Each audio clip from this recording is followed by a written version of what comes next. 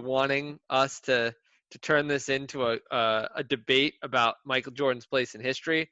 We're not going to go there today, but something that's undeniable is that in these last two episodes, one of the things that is just completely shines through is the awe of other players for Michael Jordan. One thing you don't see happening very much in any of these clips are anyone talking back to Michael Jordan, anyone saying anything, a bad word about the guy. In fact, so much so that Charles Barkley comes out and says, "This was the first time in my entire life that I didn't feel like I was the best basketball player on earth. I played the best I could, and he just outplayed me. And it wasn't even his best game in the series." That's the thing that's amazing. And that's part of that all stems from the work ethic. And that's what he passed down with Kobe is that, it's hard for me to separate this week's episode, I guess you would say, Sunday's episode, however you want to call it, from the speech that Jordan gave at Kobe's memorial.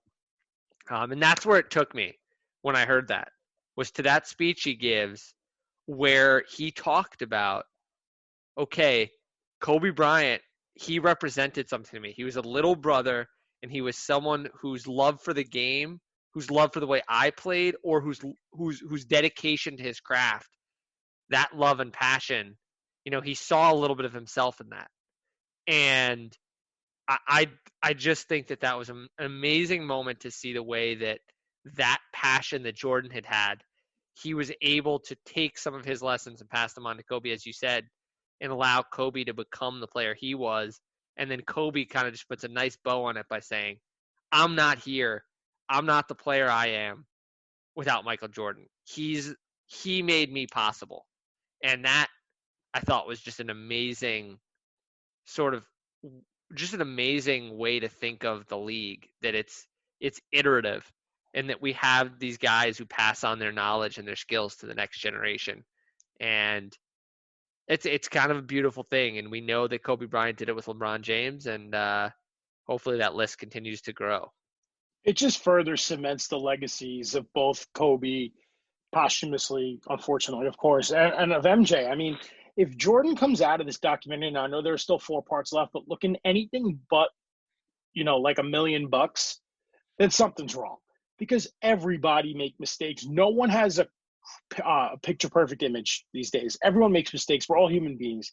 Just because these athletes are in the spotlight doesn't mean we have to look at them like they're, scum for making mistakes in life. I don't buy that.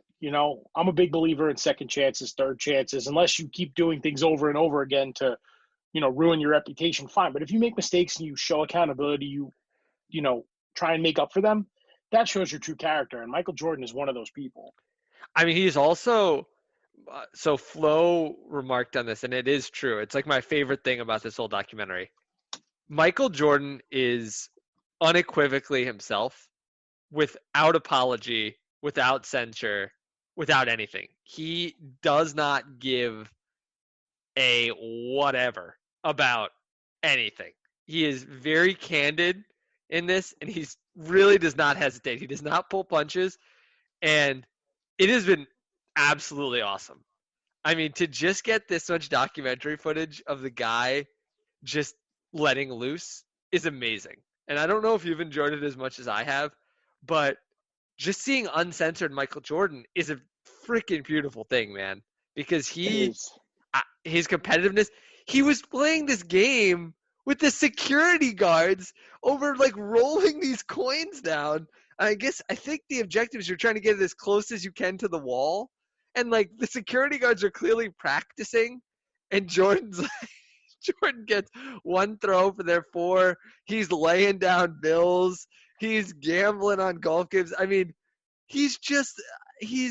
and I mean this in the most flattering sense of the word, he's just a complete animal. Like, it doesn't turn off. He's just on all the time. And it's amazing to see how much that he's just this guy. He is not a media creation in any way, shape, or form. There is no media narrative of this competitive guy.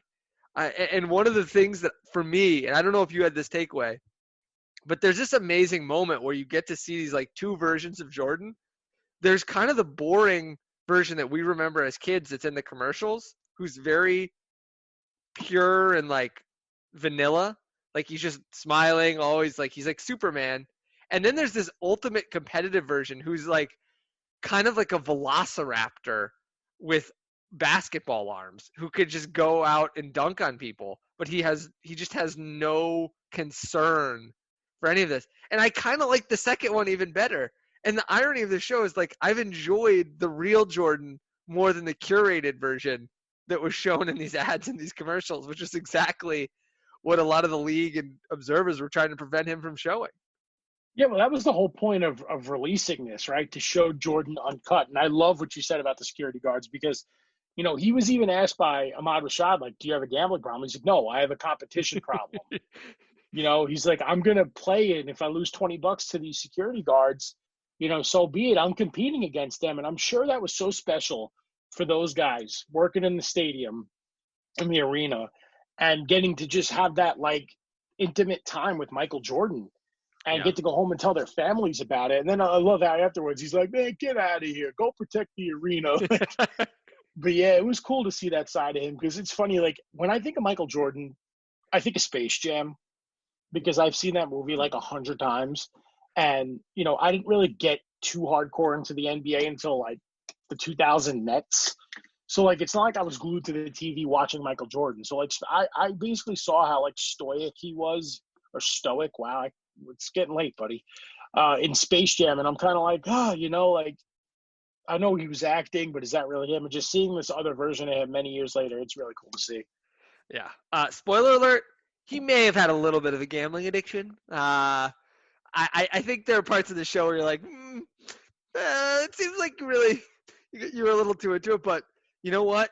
At the end of the day, the man has done amazing things, and I'd be remiss if we didn't. I think kind of end on this type of note, which is to say that Michael Jordan is just an incredible human being.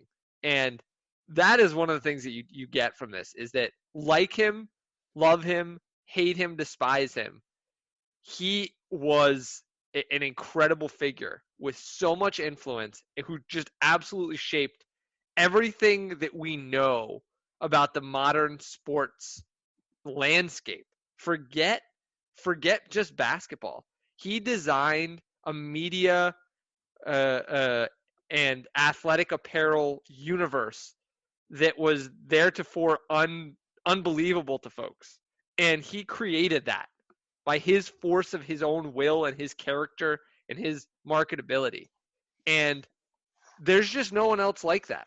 And no matter how you feel about Jordan, one of the things you have to take from this was his singularity in that universe and his ability to just create all of those things. Like there is all the athletes we have now, Tiger Woods having his own video game, that's not happening without Michael Jordan, period. That is not happening if there's no Michael Jordan. These things of the brands that now exist just don't exist without Jordan. Jordan was his own brand before anyone else did this. Now, whenever you hear an athlete talk about their brand, that's basically a call out back to Michael Jordan. And I think that's just incredible. I couldn't have said it any better myself. That was the passion of a true Bulls fan right there. So before we go, just want to make a quick comment about the 93 Eastern Conference Finals. Oh, no. How the hell did the Knicks not win that series? They had the Bulls on the ropes with all the pressure for going for the three-peat. As tough as that team was with Mason and the Starks dunk that I think took the roof off the Garden, and just having that team on the ropes and not getting it done. I mean, that has to be, and I know the Knicks went to the finals in 94 and 99, and, they've won one playoff series, I think, in the last, 21 years it is now. But, man, that was their chance. They could have been NBA champions, and I'm sure if you're a Knicks fan, that has to sting because that team was absolutely loaded. Flo had one comment during that. She said, how pissed must the Knicks have been that they reported on that Atlantic City story? Because there is a genuine part of me, even rewatching that, that's like, man, if they don't report that Atlantic City story, the Knicks might have won that series, but they lit a fire under them. And even John Paxson comes out afterwards and says, I mean, if you're going to come after one of ours like that, it's going to make us bond. What else are we going to do? And you could see that team just, as soon as that happened, they bonded together, and that was it. And I mean, the blocks on, oh my gosh, the 4 blocks under the rim on Smith. What was it? 6 seconds left. He has layup, block, layup, block, layup, block, layup, block.